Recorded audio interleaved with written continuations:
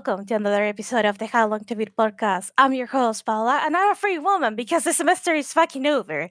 But yeah, I'm joined today, as always, by Josh over there. How is it going, Josh? It's going good, although I've been a little bit sick between last time and this time, but I'm feeling much better, thank you, so it's all good. Good, it's not bad. At the very least, it's over yet. Yeah. Yeah. So today we're gonna talk about the game each one of us has written. We haven't retired Singular. anything. The singular thing we will have written. The games we haven't retired because it's been 3 weeks without retirements, I think, which is nice. Mm-hmm. And the games we've been playing, which but many. So for our discussion topic, we are talking piracy and anti-piracy measures in games. I mean, like piracy as in people pirate games and what developers do to stop them. But anyway, Yep. yeah, take it away from me. Like, Josh, what have you written? Well, pretty boring one this week. Well, not boring, but, I've talked about it lots. WRC 6, the rally game. I finally finished the full career mode, or at least I finished all the seasons. You can continue playing career pretty much forever, just repeating seasons and stuff. But I did the junior WRC season, the WRC 2 season, and then the WRC season, which is basically all of them. And you get the achievement for having done every race, every event in the seasons. Pretty happy with it overall, even though yes, it's showing its age these days. I've mentioned heaps how I'm just enjoying the WRC series anyway. So I look forward to continuing into WRC 7, which I picked up on PlayStation. So that'll be interesting to see how much they've changed it since WRC 6. However, I imagine it'll be much the same because actually WRC 6 and WRC 9, which I played previously, the actual career progression kind of setup was pretty much exactly the same, except in WRC 6, there's really no team management layer. It's all just you go through and the best you can do is like tune and customize your car and then make repairs and stuff along the way. But there's no, like in WRC 9, there was a whole layer of unlocking upgrades for your team so that they're better at certain things, managing exhaustion, so different team members like engineers you hired and that sort of thing would get exhausted after a couple of events and have to be replaced by other engineers that you hire and that sort of thing. So that's a lot more complexity, but that's not in WRC 6. So I'll be interested to see how that comes in over the next few games as I play through them. But ultimately, just a good, solid rally game. One thing I didn't like about WRC 6, though, which I've mentioned before as well, is even after playing through it and playing through all the seasons and everything, the physics still felt a bit weird and the cars still felt pretty understeery. And you kind of had to, I kind of got into a rhythm of to go around corners fast and to actually feel like I was going around corners fast. I did a combination of like braking and using the handbrake on just about every single corner, which is not correct technically. You shouldn't be doing that. But it just, otherwise you had to brake so much because you just wouldn't be able to turn. And it felt really slow in parts because you'd have to brake right down to like 30, 40 Ks an hour, which is pretty damn slow when you're in a race car. So, Definitely. But that's okay. It's a minor gripe. It still was fun to play. I still, the reality of it is I put on some music. I listened to, whatever album I felt like listening to at the time, played the game, just raced around some courses and moved on. And when the album finished, I'm like, okay, I'm done for today. And then I do the same thing the next day. And, to me, that's a fun way to relax and just tune out and have some enjoyment time actually listening to some music a bit closer than perhaps I would another time. So, I appreciate that. And I will continue to do that. So, yeah, WRC 6 in the bag. Ready to move on to the next one. But that's pretty much not pretty much. That is the only thing I've completed in the last week since we last recorded. So I yield to you, Paula, I can see you've completed something you were talking about last week. Yeah, I finished God's Love Boxes. Nice. And that's the little puzzle game, like I feel like sort of inspired, but I'm not really sure. Where you pretty much have to put like some boxes in specific spots. like pushing them with your cats. So I think last week, and I'm checking here. Yeah, as in last week, I think I only played like the first quote unquote world.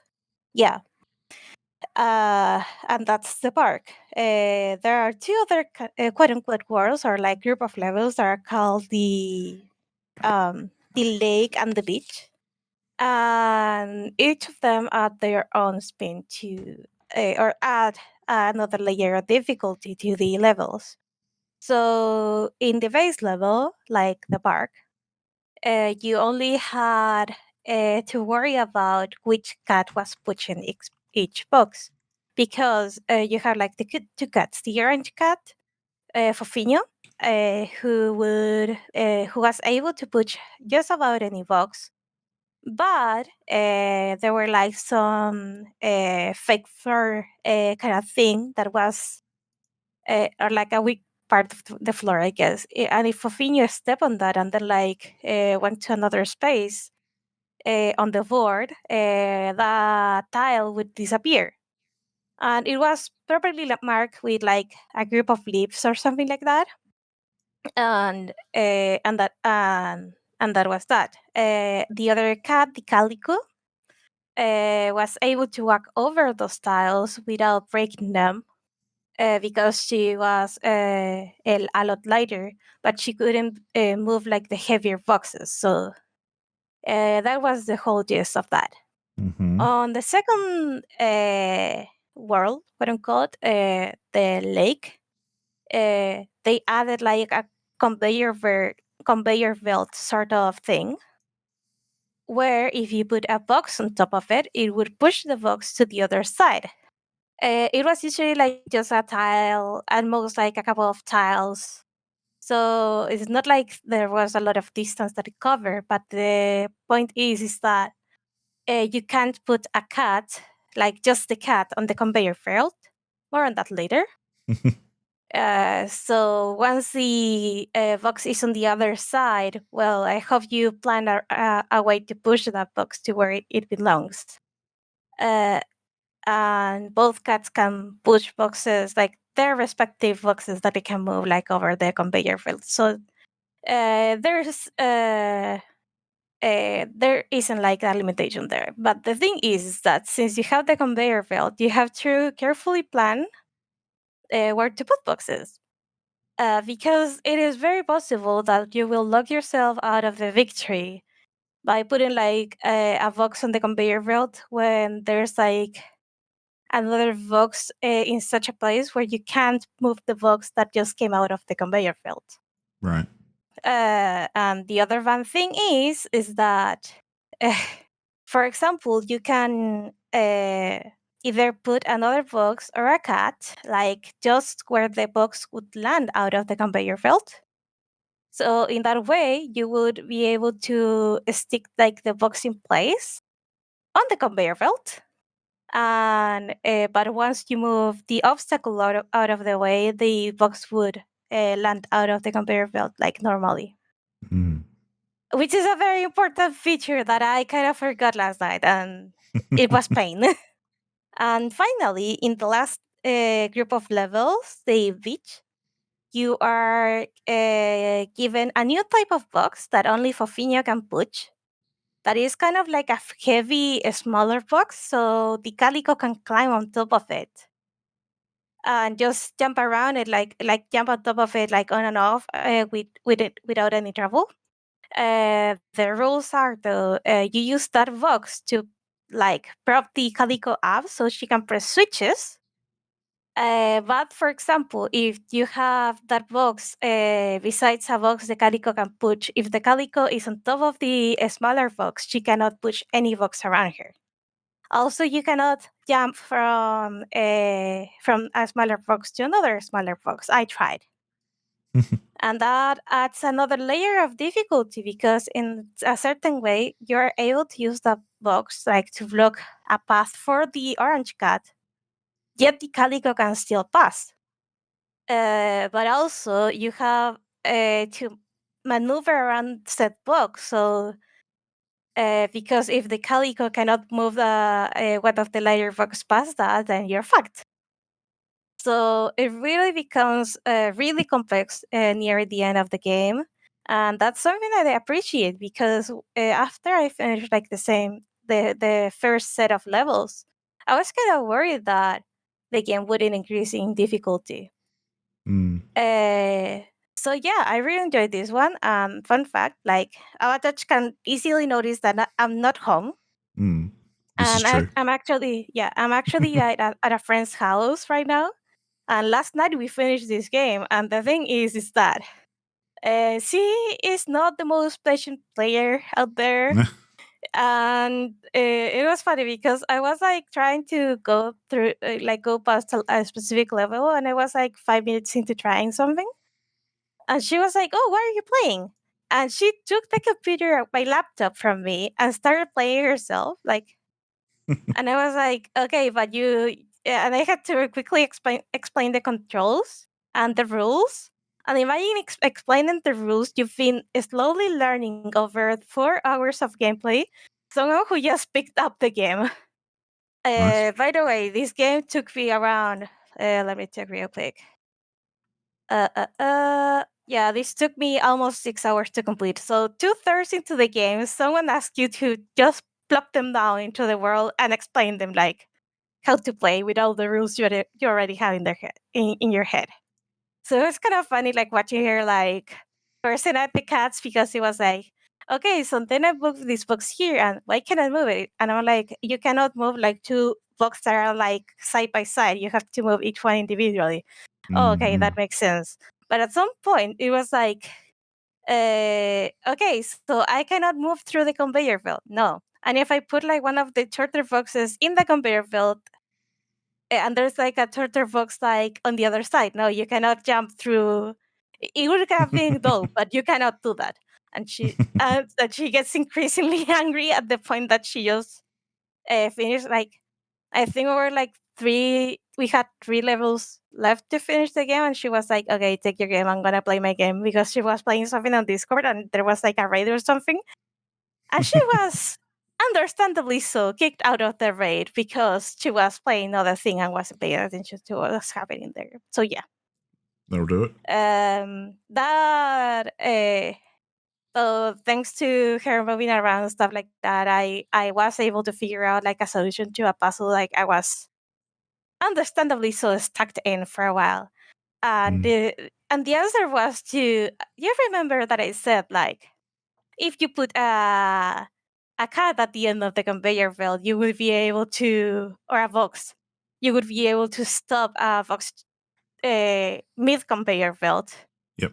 Yeah, I kind of had to do that, and it took me like a good chunk of time to realize, and I was like, oh, that's how you do it.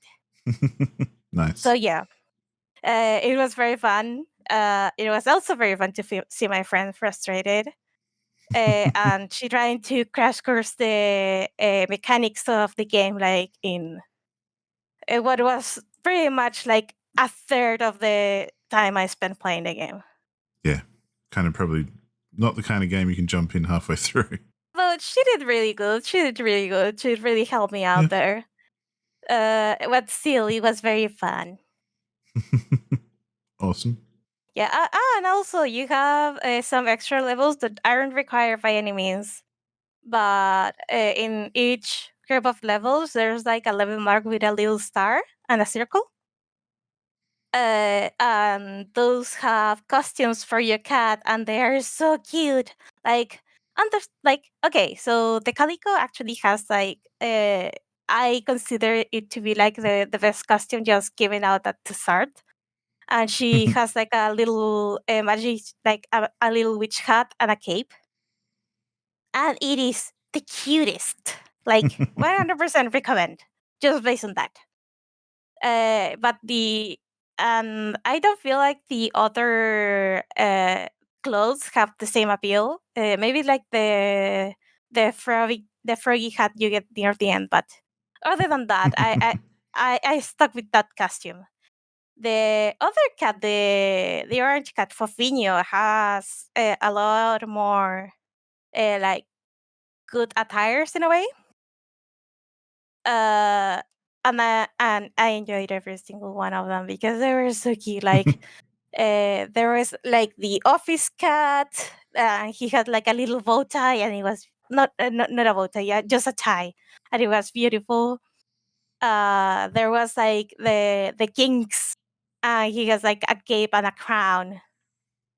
Uh, and there Cool. was sorry, I'm rambling at this point, but it was beautiful. Just feeling me in that one.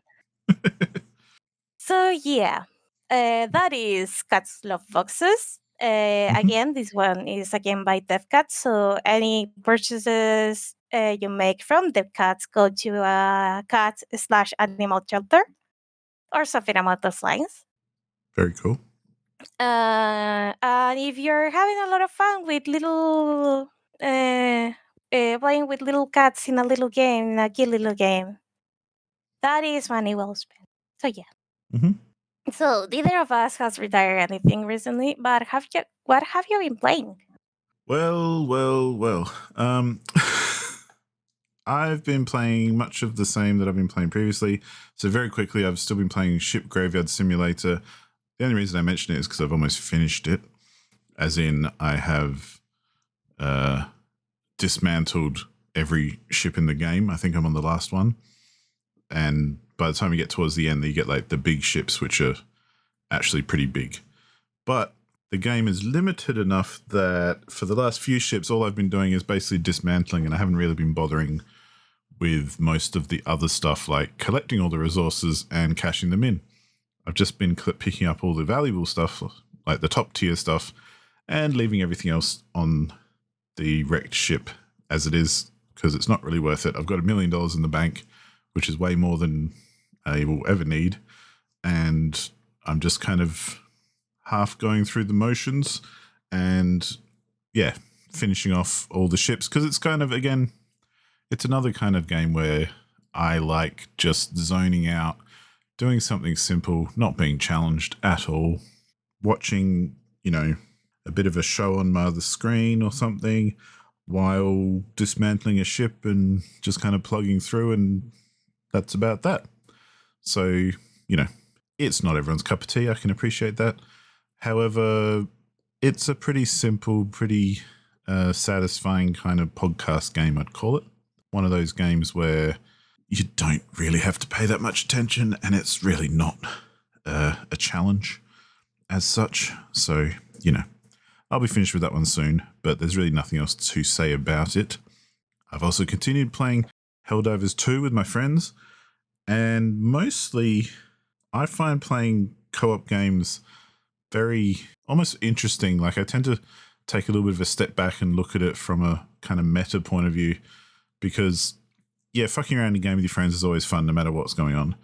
But I've realized half the reason I don't play multiplayer games is because people play games for very different reasons. And I've noticed that while playing with my friends as well, because I think I've mentioned it before, like the way I kind of have the most fun is by just going, whatever, and just going with whatever my friends want to do and making the most of it, because it's not necessarily how I would play the game or how, how I enjoy games, I guess.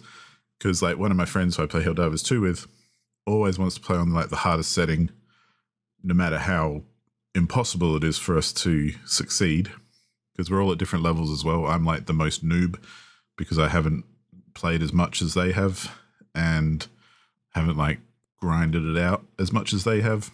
Okay. We're not that different, but we're probably like 10 levels different, which is enough. It It's usually just enough, means yeah. well, in this game especially, it's more as you level up, you unlock better gear, and that's the thing that makes the difference. Not so much your level, but the fact that you have better weaponry and better kind of abilities at your disposal.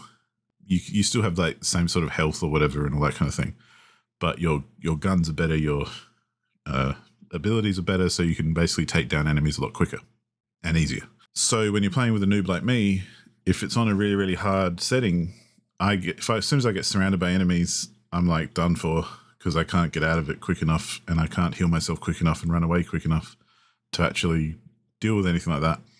And again, the same friend who wants it to be as challenging as possible and like as hard as possible. Even if we lose, it doesn't matter. That's how he enjoys himself, which is cool. Is also the kind of friend who will just take off on the map and do his own thing. So, you know, myself and my other friend will be working on some objective and we'll be getting owned partly because our other friend isn't even there to support us. And I don't want to, I'm not complaining as such. It's more just, I think, an interesting idea about how different people approach cooperative gaming, because I'm way more democratic and not so much democrat, but I'm way more like, let's stop for a second and come up with a plan, as opposed to, I'm going to go do this. And if you guys come along, cool. But if you don't, too bad.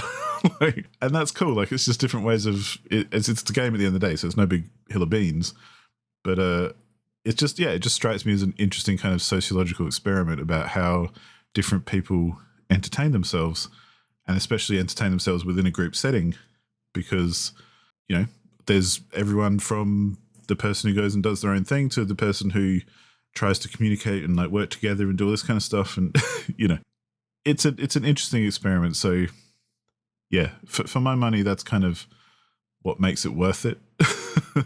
Because I'll admit I don't like playing this game on a difficulty that's too high for me, because it is just a exercise in frustration, because you're just dying every 5 seconds and basically just watching everyone else play. Because the way it works is if you do die, your teammates can call in a reinforcement, which is where you get basically you respawn. Mm-hmm. But that's limited on how often you can do it and also how many times you can do it in a mission. So when you die, you observe your teammates playing until you get called in. And sometimes there might be like a 2 or 3 minute cooldown that you're waiting on to happen before you can get called in as a reinforcement. So you're basically just watching them play for a few minutes. And that's cool. You know, you can, we're talking on Discord and stuff, so you can give them shit and, you know, talk about what they're doing anyway. But then sometimes if you've already been reinforced enough, you run out of tokens or reinforcements or whatever. So you just can't call anyone in anyway. So sometimes on a really bad mission where I've died lots, I've ended up just having to like watch them play for a good 10 minutes or so, or even 20 minutes while they finish the mission. And that's cool because, again, I'm happy to just be hanging out with my friends and talking shit and, you know, having a laugh. And that's totally cool. But from a pure gameplay kind of perspective, it's like, yeah, this kind of sucks. Yeah. And More than just kind of sucks. But yeah. So, you know, it's kind of like when we were playing Baldur's Gate 3 and in the first instance, especially before we got used to it, we'd often miss out on conversations or different characters or different things in the game because of our proximity to each other if we weren't kind of sticking together.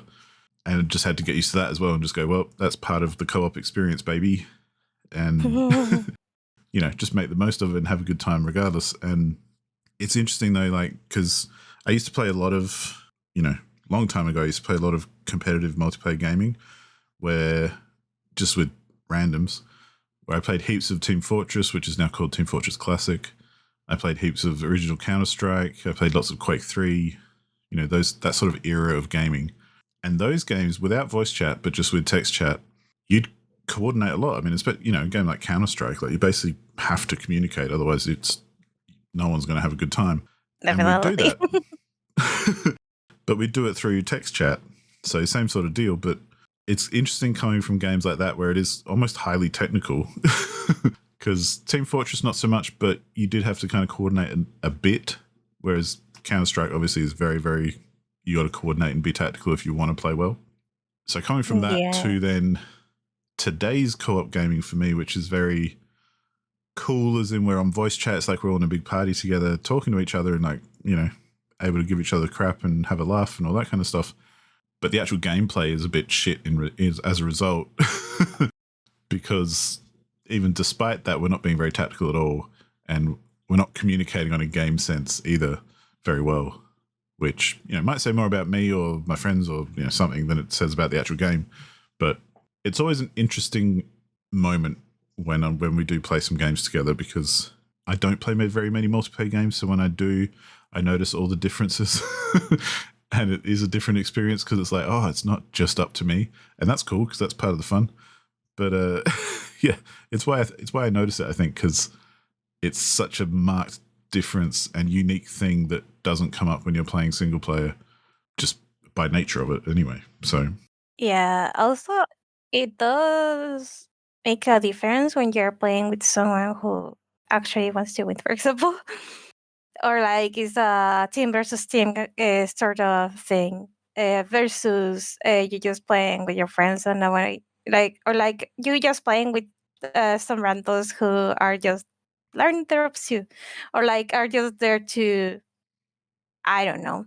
So, for example, in I used to play a lot of Warcraft 3, and the thing is that yeah. you had to be more or less coordinated to know like if your team is being attacked, if they need support to raid someone's bases, or even just for unit production, because you have to quickly assemble like some sort of team, and so usually you want to cover all your bases, like have someone do all the melee damage, someone have the magic damage, and so on and so forth, and Mm. have someone who is like an anti-air unit kind of thing, because you don't want to get into a place where you are getting fired by uh, or you're getting your asses fired by the air units in Warcraft or something, or any game in particular, and don't have any Mm. anti-air units. That just sucks.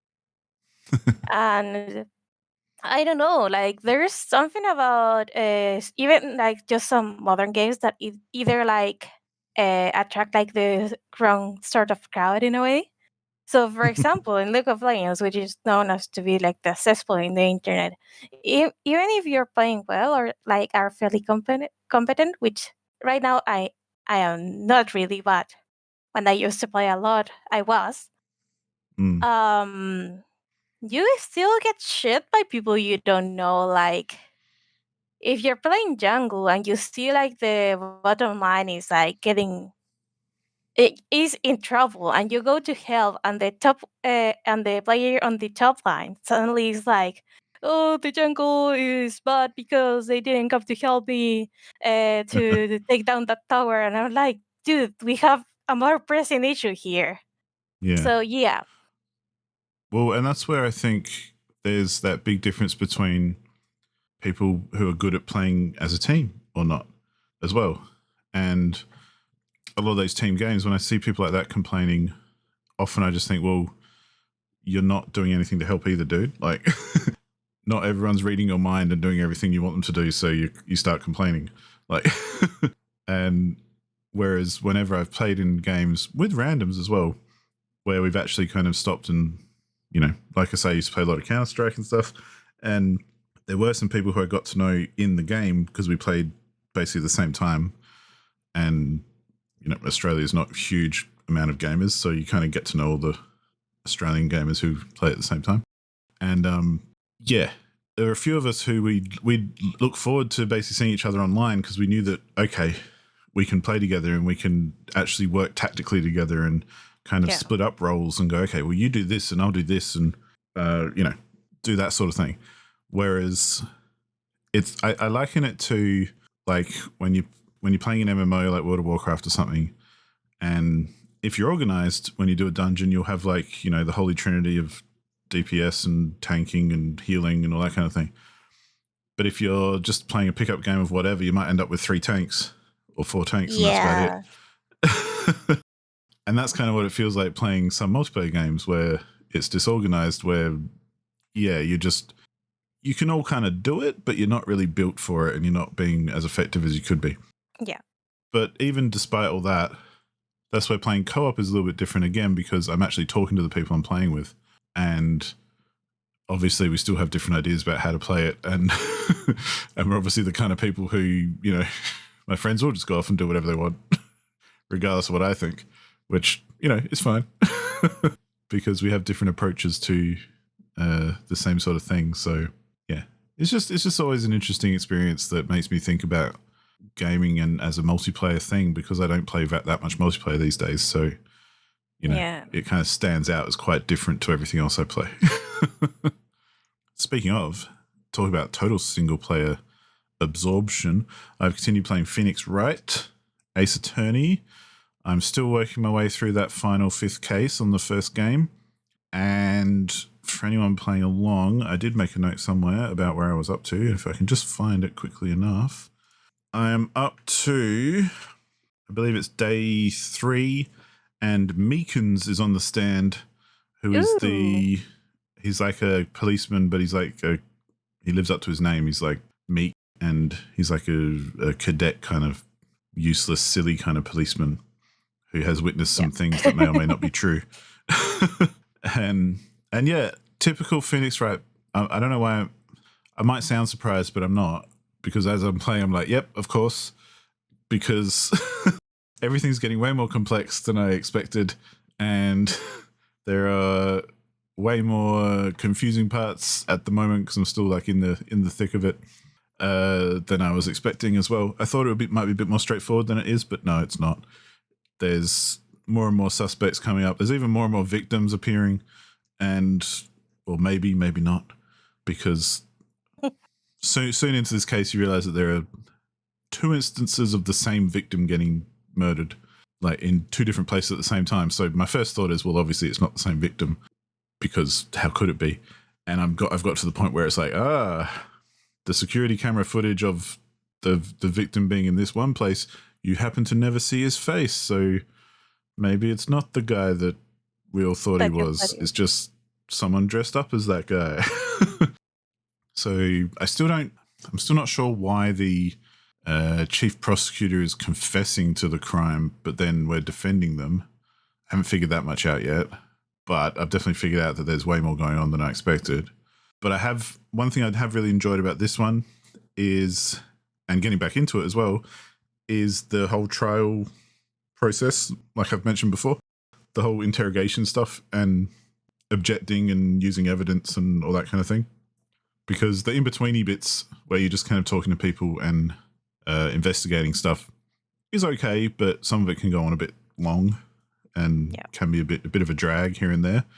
But when you actually get into the courtroom and you've got to analyze everyone's statements and pick them apart and try and find evidence that contradicts what they're saying and all that kind of thing, that's where the real fun is. And yeah, in a way, it gets even more fast-paced too. Yeah. Well, and it does kind of pick up the pace because everyone's statements are only like a few sentences long or something. Like there's about 5 different sentences they say that you have to analyze. So you're not going through long periods of dialogue and all this kind of stuff to just learn one little item or something. So you're basically laser focused on everything that's happening. And that's kind of cool. And I do like the new addition of examining items and things like evidence. Like we mentioned before, how you get like a 3D model and you can like rotate it and see different sides of it. And there's one bit where you actually, a vase has smashed and you need to like put the pieces back together to kind of see how it started. And that's kind of fun as well. It took me a while to figure out the controls because it was a bit clunky, but it's all right. It adds another little wrinkle to it, which makes it more interesting. And I wanted to come in today and have some theories and like say, I reckon this is who done it and this is what happened, but I don't. I got nothing. And you got nothing. Nah, all I can say is I think all the superficial kind of evidence or what we think the story is completely wrong. And but that's kind of obvious at this point anyway. Like I say, there's security footage of one of the victims at one location, but I kind of figured out before seeing this security footage that it wouldn't have been the person who they say it is. And it's basically just someone dressed up like them, and their face is always obscured even when they're on camera. So you can't confirm that it is the person who is apparently the victim who was found in another location.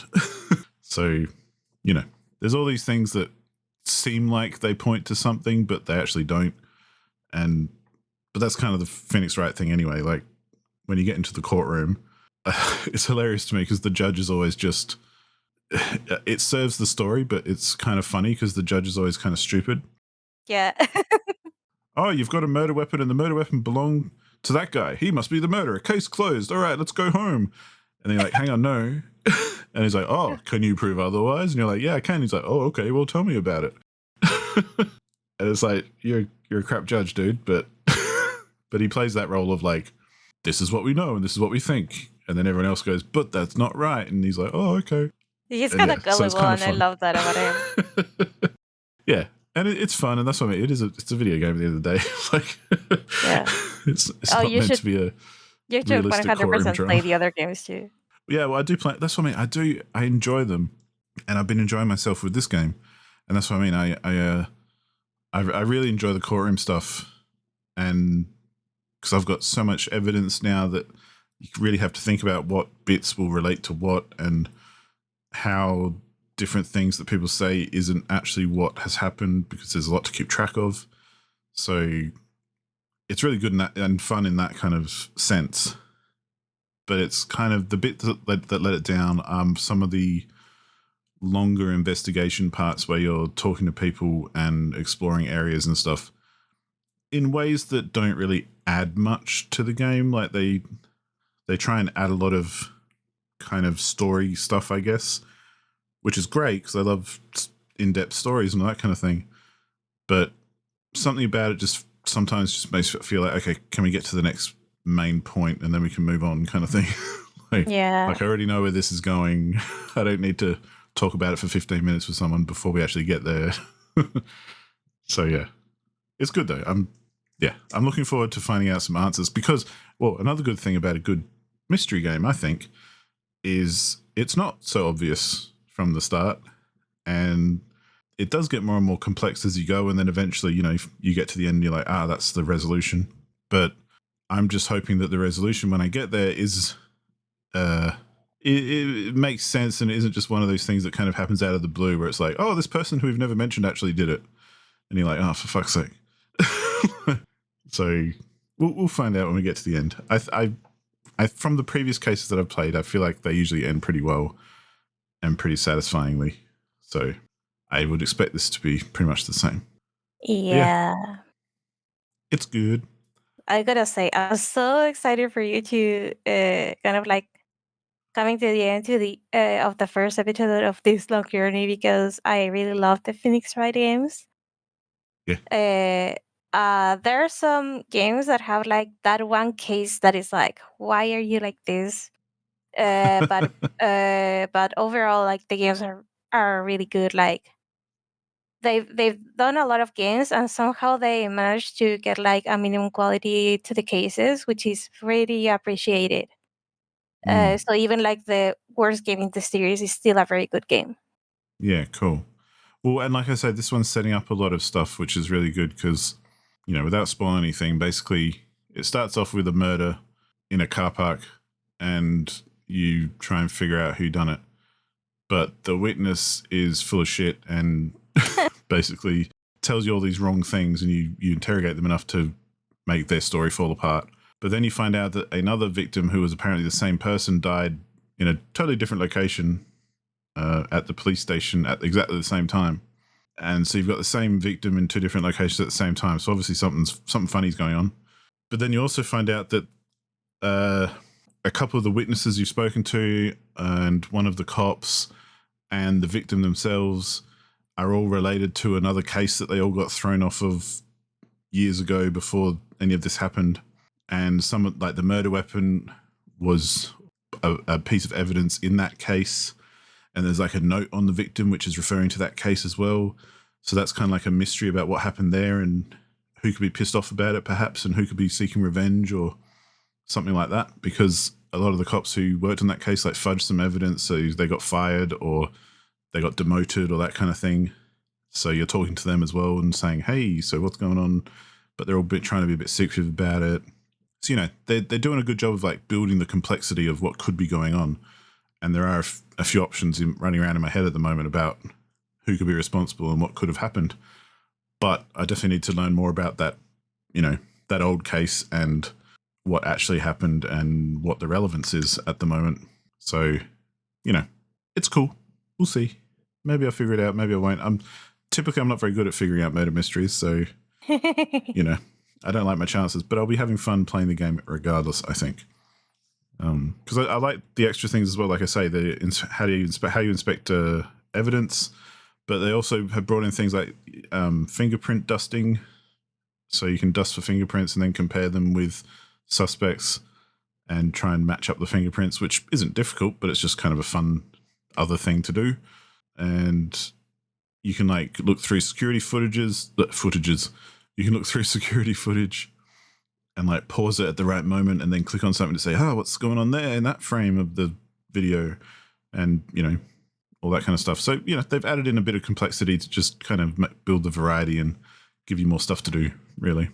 Yeah, and looking at it, like I do remember like more or less like what happened, but I still have like my memory kind of rusty because even though I played this a lot, there's details that I don't remember, so I cannot like access to the full case pretty much on my memory.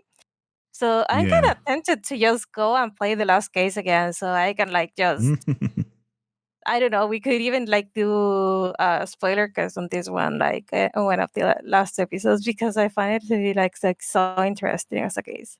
Yeah, I mean, like I say, I like how the complexity is building and how it's not as predictable as it could have been. Yeah, it is not at all like yeah. But it does have its moments. Like there are, not to be too critical, but there are kind of some moments where you go, I think the parts where it feels slow is when you know the answer, but you're just going through the dialogue and asking the right questions to get there. Yeah, it's like you know the answer, but Phoenix doesn't. Yeah, exactly. So sometimes your timing with Phoenix Wright as a character is kind of off, where you know stuff that he doesn't, so it feels like the game's a bit slow. Yeah. Like the first witness who you speak to says that she saw the murder happen and rah. And this is in the car park where the body was found. And so she says, I saw it happen and I was standing here and I saw this happen and then they did this and they did that.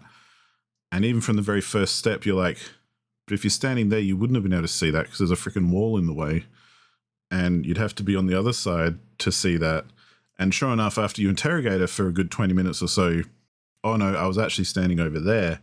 And then I did this and I moved over here and then I saw that and rah. So, you already know that that's the case because they say something blatant, like you've got a map of the area and there's a wall down the middle. And they say, I saw something that happened on the other side of the wall. And you're like, but you didn't because there's a wall there. Yeah. And that's where you're waiting until Phoenix Wright actually has the opportunity to say, aha, there's a wall there. And so that moment in between is just kind of like, come on, game, you can catch up now. Like, we know this is what's happening. But, that's a very minor gripe. And it doesn't matter very much because you always get there regardless. And yeah, I've seen much worse TV shows, let's put it that way, where from the first 5 minutes, you know exactly what's going to happen and you just kind of watch it happen. True. But yeah, still digging it. Still appreciate the push to get back into it and play it some more because yeah, I feel like I can crack this case. You Even can though do every it, time I Josh. play it, I know. it takes more time than I expect, but that's a good thing, really. Yeah. I mean, the last case is super long, so yeah. Yeah, well, I think I think I'd probably be at least halfway through, if not more. I don't know. Who knows? We'll find out. There are also, like I've mentioned before, there's some of those like very anime related kind of jokes and things, which I have to admit don't really land for me. and it's cute the first couple of times, but then it's like annoying. Like the guy I'm interviewing at the moment, Meekins, he's a bit of a comic relief character. Like he's a bit useless and goofy and doesn't have anything interesting to say really other than, oh, I fucked everything up and I'm sorry. But he carries around a megaphone as well. Yeah. So half the time when he's speaking, as in the text comes up on the screen, you get this megaphone feedback as like a comic effect because it's like he's talking to you, but then suddenly he yells it through the megaphone. Yeah. And it was funny the first couple of times. But But by the same time, it's like, come on, dude. yeah, when it's like every third line for a good half hour solid, you're just like, oh, come on, man. Yeah, we get it. But again, that's just a taste thing and it doesn't ruin it. It just, yeah. It makes me just kind of go, oh, yeah, that's right. This is anime. So, but yeah, that's pretty much all I've been playing. So yeah, I always think it's funny whenever I talk about games I've been playing all at once because when you look at them together, it's kind of like, yeah, bit of an odd bag and different experiences. But I think that's why I'd end up playing multiple games anyway, because if they're all the same, I'd probably just play one of them. But True. I like a bit of variety and I like to change it up. So yeah, True. hopefully there'll be more Phoenix Wright to talk about next time. Hopefully. So yeah. In my case, like it's funny because you talk about variety, and both of my games are kind of like, well, one is a school builder, the other is a city builder. So what's different? The coat of paint. So I've been also playing Let's Go. So sorry, I don't think I have like a very good story to talk about in Let's Go today because I've only kind of like uh, started like a new semester, sorted out like the billions and billions of like those fucking schedule cards because holy crap, there's so many cards like classes right now, and even though you have like the automatic thing to make it a little bit easier on you, even then I take a long time like just setting everything up. But anyway, that's the price you have to pay. But let's go is a lot more chill in that regard. Like the worst that can happen is that your students fail, and unless you have like either very bad teachers, zero classrooms, like if you haven't been playing the game, then you'll have that problem. But if you've been consistently playing the game and you've been like once you go past a certain threshold, it's very difficult to have students failing, like multiple at the very least. You have the odd one out, especially if you are getting like students from new districts. But other than that, you usually don't have a lot of trouble with that. Timberborn, on the other hand. So yeah, I said Timberborn is a post-apocalyptic city builder where you play with beavers. It's funny because I don't know if I talk about the difficulty levels of the game. I've been playing on normal, but the flavor text for each one is kind of funny. Like they say normal are like just standard, but the hard mode is like the humans didn't survive, and neither will you. Fair. So yeah, the thing with Timberborn is like, as I already stated, like they've added a few little things, let's say. So first of all, I survived the first route like easily enough. Like it seemed like they either like shortened the first route quite a bit because I do remember the first one lasting like I don't know 4 days, and in this particular version of the game lasted like 1 or 2. So and also like the tutorial is a lot better, so you are better prepared for to say to face the first round. Sorry. So here's where the bullshittery starts. Like, okay, first of all, you are very uh, encouraged to build a dam. So in that way, you can like start like gathering water for the droughts. And the droughts turn out to be like very survivable-ish in a way by themselves. Let's put it out there. If you only had droughts, you probably wouldn't have a lot of trouble in this game. But that is not the case anymore. So, okay, at some point I decided to start expanding the district because you have a certain distance you can send your viewers to, like from the city center or the district Yeah. center, sorry. So at some point you're encouraged to start expanding and building like a second district. The good way to do this would be like to first build houses, storage, and all that jazz, and then send your viewers there, which I didn't do. But anyway, um, so I pretty much like plopped down the district center, but like the gate. Because now there's a proper gate between districts where all the exchange of materials and food and all that jazz happens, which is beautiful. It is so much easier to set up a second district that way Because back in my day, when I first was playing the game, the way to make a second district is that you have like a little gate that it was like just three sticks and they call it a gate. And then Right. you have to put like at either side of the gate like many buildings for the different resources. And it first of all took a lot of time to set everything up, and also it was a confusing mess.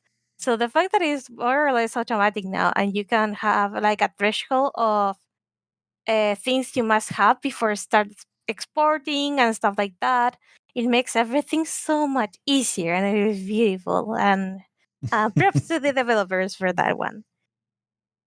The thing is that I didn't like put the thresholds like very early. I actually put it like a couple of days ago, so that led to some trouble. But more on that later. So apparently, building a new district and not setting everything up like properly beforehand wasn't the best idea ever because I had a drought. And even though like we had a little trouble with food, everything went well. On the sixth drought, I ended up losing a bunch of beavers because I fucked up. That's the short end of it. Like I fucked up. Uh, Mainly because I forgot the berries. Even though you just plant them once and just leave it there, you don't have to tend to the fields or anything like that. They grow like every 12 days, I'm gonna say. Well, pretty much any crop that you cultivate, it's gonna grow in less than that. You just have to have beavers like planting while the other beavers harvest. So after that disaster of the drought, I ended up just swapping pretty much every very field by but one by proper farm fields because otherwise I would be in trouble with my growing beaver population. So shortly after that, I survived like the seventh drought, no problem. And then we have the bad tides. So the bad tides is where the water from your like main source from the map gets dirty, like, and the beavers obviously cannot drink it. If they get into contact with the water, they get contaminated. Like they start like feeling queasy, and then like they get contaminated, and they refuse to do any work. And also they get like a creepy ass portrait thanks to that. Like they get a little bit crazy there. Uh, so yeah, I was also in trouble because since trees both stop growing if they lack water or if there's a bad tide, I started having trouble with the trees. Like they weren't like growing properly. So that meant I had a lot less wood to work with. So yeah. I had like a second bad tide, and at that point they were like a day or two long. So other than having like the odd contaminated beaver, I didn't have like much of a uh, of a of a problem with those. I got another drought that lasted 8 days, shortly after the bad tide. So I had to rush to get like all the water I could and all the food I could because again, the bad tide kills your crops. If your crops get too contaminated, they fucking die. So if you had a bad tide and you didn't harvest your crops before that, you're gonna have a food shortage really cool, like really, really soon. Mm. But yeah, I decided to prepare for a third district because what's the worst thing that could happen? And at the same time, I was like building like some floodgates and stuff like that, so I was able to keep water for longer when the droughts came. And in that case, I could just continue like pumping water with the water pumps and not die because the poor beavers were dehydrated. Um, but yeah, I built the third district by some badly done math. I didn't realize the water source had two exits. So once I was feeling like the first floodgate, like near the source of the water, I had well, my third district flooded, and if your buildings are flooded, they don't do shit. So I literally just had like the little farmhouse with just a little hut that were like out of the reach of the water and any, but I couldn't like import resources, export resources, and at the end of the day, I ended up abandoning the third district for a while. Well, I built like a proper water gate, and after that, I still had to build like a little, I guess like a bunch of leaves, so they would block the flow of water. And even then, like I have like half of the district like flooded. It was horrible. So uh, yeah, it took a while to fix. It's not fully fixed, but it's kind of fixed enough. At some point, I started harvesting metal because there's ruins from old human buildings where you can get metal, and you can Cool. use that said metal to melt it and do cool shit with that, which I haven't quite done yet. Still, if you have enough metal and like other like wooden planks and wooden gears and stuff like that, you can get like a pump for the bad water, and you can use that to make dynamite, which it was my end goal because I wanted to make a water reservoir, um Mm. surrounded with like a special kind of block, but that would avoid the water from getting contaminated during the bad tides.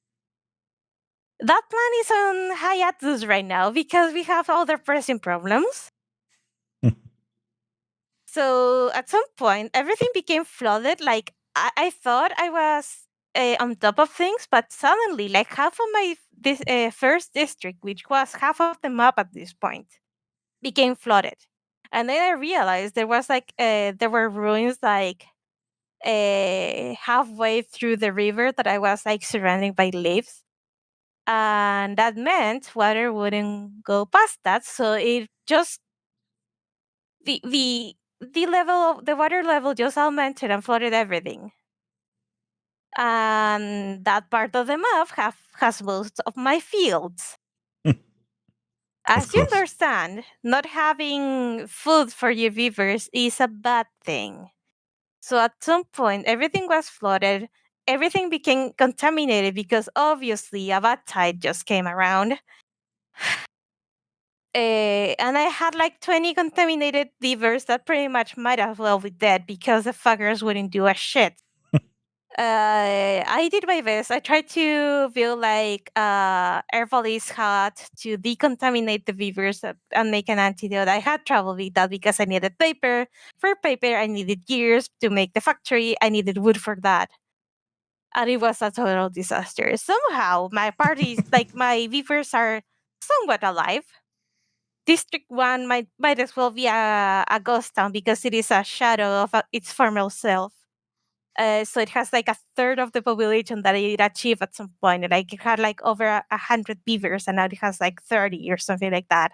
Mm. District 2 became like very close to for the beavers to become extinct in the district. And you know what was the who was the savior here?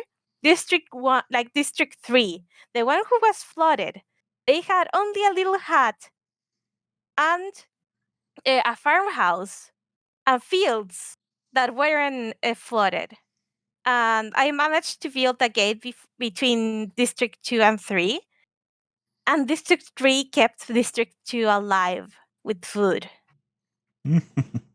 There were they are the troopers here. Like they are the heroes. And slowly but surely, my three beaver population and District 3 has slowly been saving the population of District 2, which reach like 9 beavers at some point, and I have like a lot of stuff to run there. So District 2 provided water. District 1 provided food. I mean, District 3 provided food. District 1 is trying to survive by itself. And sending beavers to the other districts so they can live and not die of hunger or thirst. Sounds like you're So making yeah. a beaver version of Hunger Games with all the Yeah. districts and everything. Now that I think about it, you're quite right. But yeah. So Just need yeah, a dozen more or so. yeah, I'm slowly but surely rebuilding my empire, and I have to fix the live thing because it's stupid. Like I really need to fix like the part that is like blocked off like by the building. So I was like, maybe I can build like a thing to access the building. And no, because it has to be accessed at ground level. You cannot like put like a bridge up to like the building and hope it works. That would make too much sense. So yeah, I have a flood to fix, and then I have a Beaver Empire to rebuild, and that's it about Timberborn. This game got so hard after getting like the bad tides. Those are like the new like proper boss on the game because they're so hard to survive. And if you get a drought like shortly after a bad tide, you're fucked. And if you get flooded and get a bad tide, you're a double fucked. So yeah, no one wins here. I mean, it just keeps sounding more and more interesting to me, and I keep looking at it on my wish list going, should I, shouldn't I? Go play it. Even though I've suffered and my poor beaver population is the worst it has been, it's still a lot of fun. So yeah, go play it. Yeah, it sounds good. I'll definitely pick it up sometime. Yeah. Well then, with that, those Mm. are the games we've been playing recently. And now Mm-hmm. let's go to our discussion topic: piracy in general and the anti-piracy measures in games. Mm-hmm. So yeah. Well, Okay, so piracy is pretty much the act of, I guess, downloading a game you don't own and playing it anyway. That's the gist of it, isn't it? yeah, I mean, piracy, I think in itself is a kind of interesting topic because everyone's got an opinion on it and everyone's got a different opinion on it. And it's one of those things where it appears to be like a moral kind of judgment, but at the end of the day, it probably isn't really because a lot of people have legit reasons for pirating something. It's not this. I kind of struggle with it a bit because I do agree that it is theft. Where I've had arguments with people who say, "But it's just digital copies of stuff," and it's like, yeah, but you're still stealing something which you should be paying for, or is being sold, and you're acquiring a copied version of it. And that's not even to say that I've never pirated anything before, because I have. Mm. So this is what I mean. It's a mixed bag for me, I think. But one of my friends who's actually a lawyer back in the day, and this is nothing new. I'm sure plenty of people have heard this before anyway. But he explains to me basically how piracy is essentially a service problem, a service issue. Yeah. And it's been shown in other mediums to actually be that, because once basically iTunes came out and you could buy a song for $1, music piracy went down significantly. It still happens, obviously. People still pirate music, and now with Spotify as well, piracy's gone down significantly because the barriers to access music have lowered drastically. And as a result, the service that you get from something like Spotify or whatever is actually better than what the pirates can offer you. So people will use that. Similarly with Yeah. movies and stuff, because movies used to be a big one too, and probably still is as well. But since Netflix came along and streaming and all that, piracy has dropped a whole lot as well for movies, because it's easier to access things and the service is better than perhaps the pirate service, for want of a better word. And I Yeah. think games are still kind of catching up in a lot of ways. Yeah, at the very least, PC games have been catching up a lot because of Valve and Steam. Yeah. Because again, PC game, like pirating PC games, like the piracy on the PC gaming empire, I guess, was rampant. Like, Mm. holy crap! At some point, like very early, you didn't even they didn't even have like DRM or anything like that. They just have a code in like a booklet in a disk, and if you had a code, you can use it in a game, and yeah, you have the game unlocked on your computer. And even before that, you didn't even need that. So yeah, like the the DRM, what the fuck is that? It's tasty.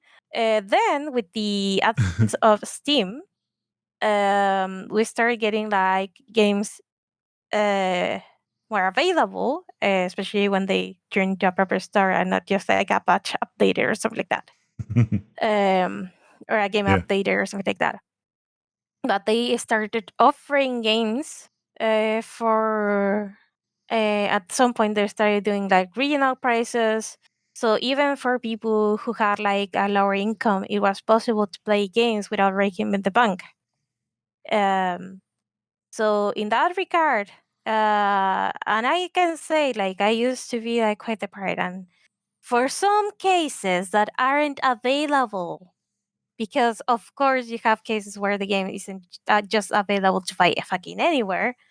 And I really want to play that game because it is part of a series, and I'm playing like the whole series, and then like, what am I gonna do? Skip that game? No.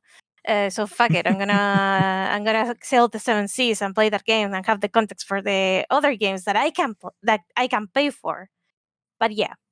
So the thing about piracy is that it's kind of like a very strange world out there because uh, I feel like preservation in the video games industry is like the hardest in a way, especially for things that are only available in a server. Like if one day Fortnite like croaks, which I'm not think is gonna be anytime soon, you could not play Fortnite anymore. Like because it is a game as a service and it runs on servers. And if the servers are dead, well, sucks to be you. But there are other cases where, for example, for GBA games or like just regular Game Boy games, there are a lot of them that you cannot buy anymore or acquire in any legal way at all. And there's literally no chance for you to give money to the developer. Um, I cannot think of an example now because, of course, I can't. Oh, actually, yeah.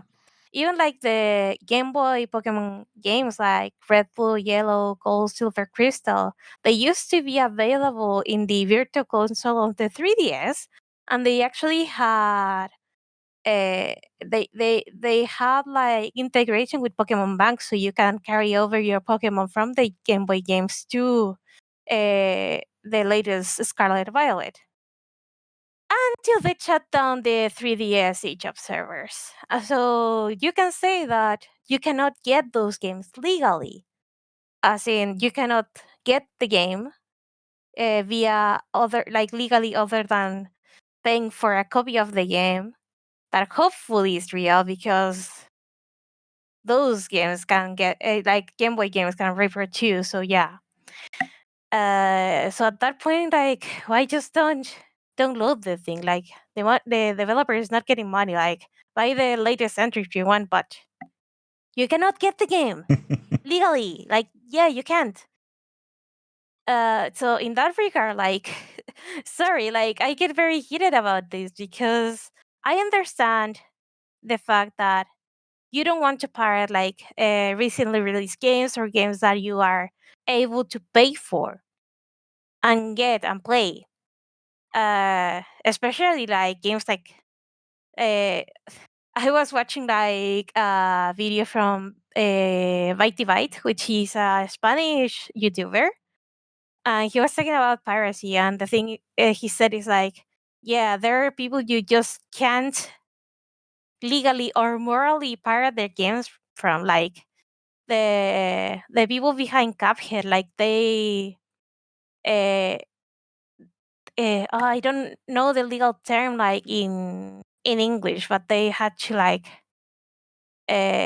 do something with their house, so they pretty much like didn't own the house, and they had to, but they got money for the house, but they still kind of owned the house, but they had to pay that back to the bank or something like that. I don't remember the term for that.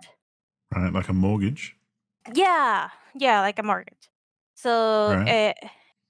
yeah, they pretty much had to give up the rights of their house to pay for the development for the game. Uh, let me like look for the Sorry, term. So I I'm giving Paula confused looks because I'm not quite sure where you're going with this. hipoteca en casa.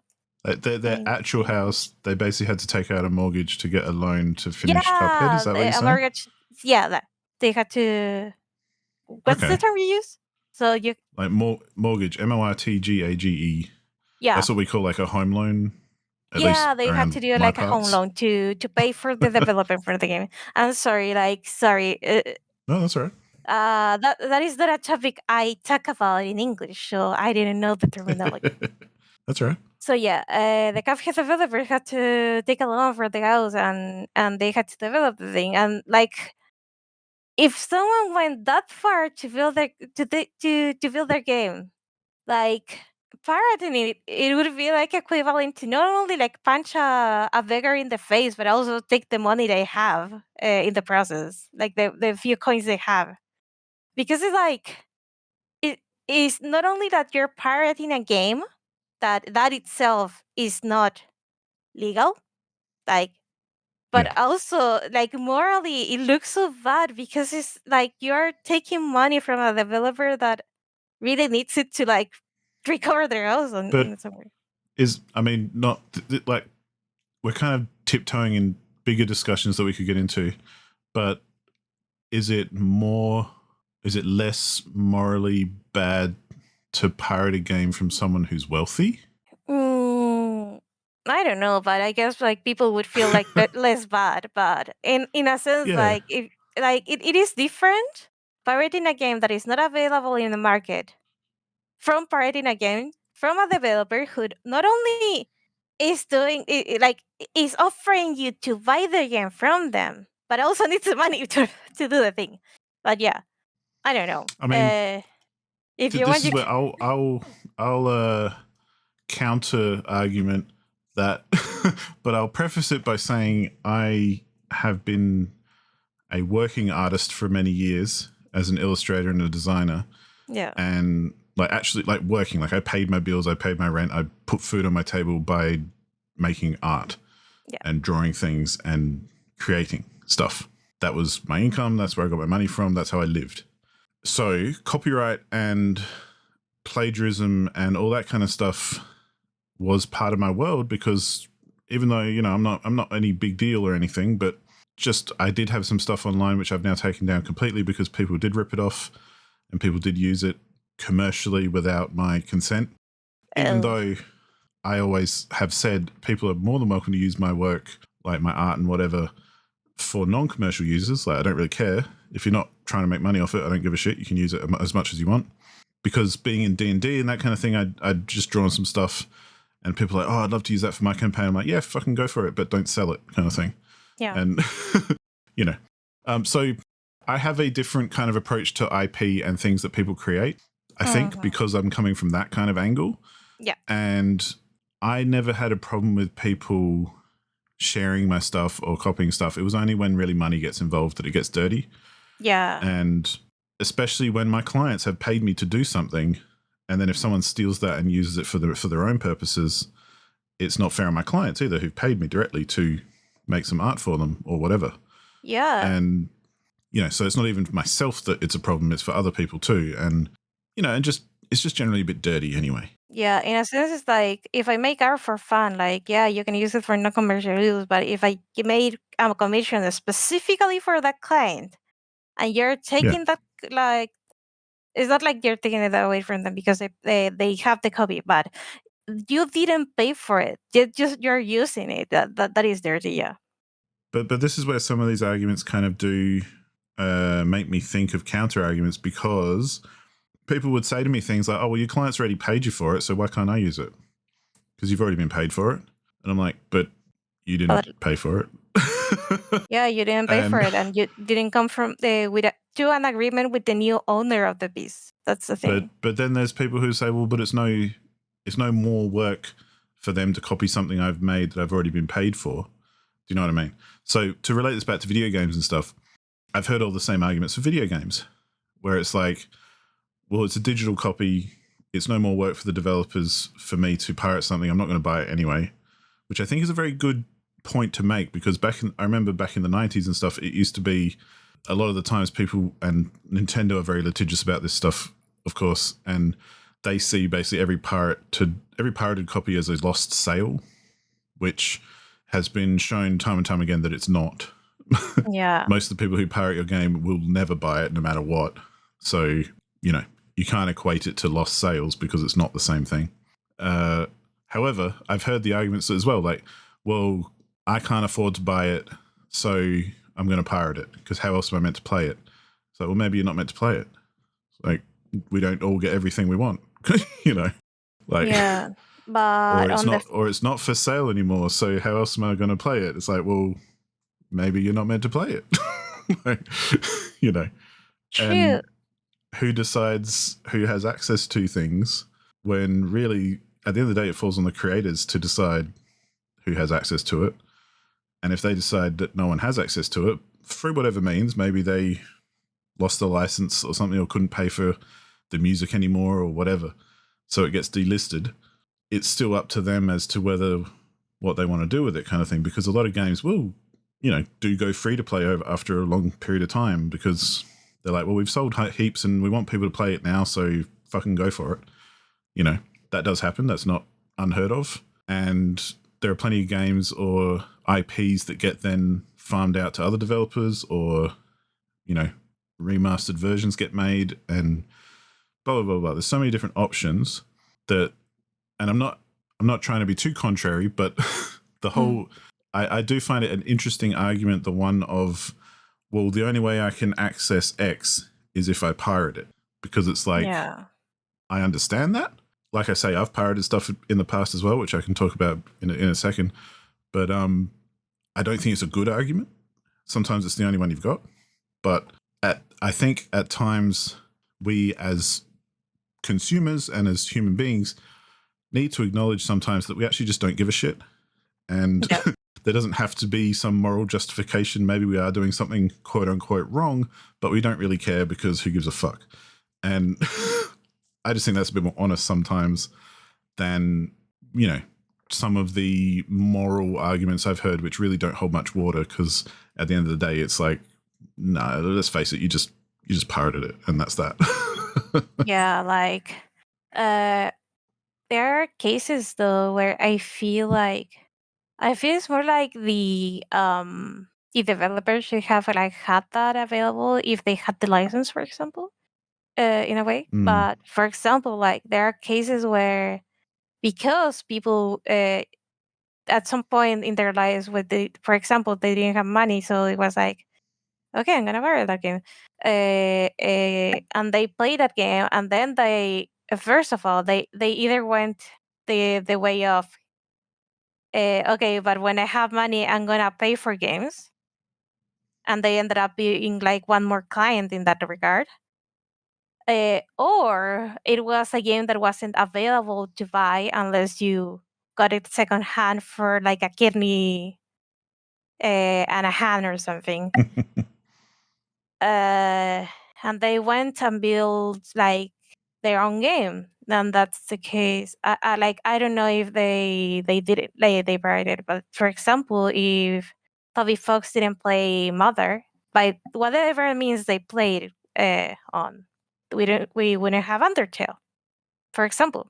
See, I don't necessarily agree with that. I mean, yeah, Because I think people are going to create whatever they create, and to say that if Toby Fox hadn't played Mother, he wouldn't have made Undertale, it's like, maybe, but maybe he would have made something else that's just as cool. that is true. That is true. They would So have made to me, something that's else. kind of a pointless kind of angle in that sense, because it's like, it's not justifying The act of the piracy yeah. of something else. And that's what I mean. To just put some further context in, like, I have pirated lots of games in the past, mostly when I was younger and didn't have any money and Steam didn't exist. And a good friend and I knew enough about computers that we would go to the video store and we'd rent out like 6 PC games for $6 or something for the weekend. We'd take it home, we'd basically copy them all and rip them all off and then take them back and return them because it was a cheap way of getting games. Yeah. And you did have to get around because back, I was going to say back in the day again, but when I was younger, a lot of anti-piracy stuff was to do with CD recognition. So if you had a game in your CD drive that was a pirated disc, so it wasn't encoded to the official disc, the game would recognize that because it would just do a simple check. Yeah. And it would recognize that and go, oh, you're not using an official disc, you're pirating it, can't play it. But it was very easy to write like just an INI file or something which made it stop checking for the CD. So you could pretty much crack every single game that way by installing it to your hard drive, but then telling it not to look for a CD. So, easy way to pirate games. And this is before digital distribution or anything and all that kind of stuff.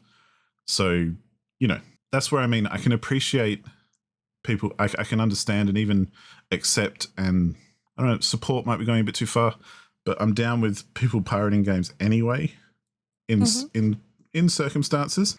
I think the thing though, like when I was a kid with my friend and we'd copy stuff from the video store, there's no real justification for that. Like, yeah, we were kids and we didn't have much money, but we knew how to get around it. So you just do it, yeah.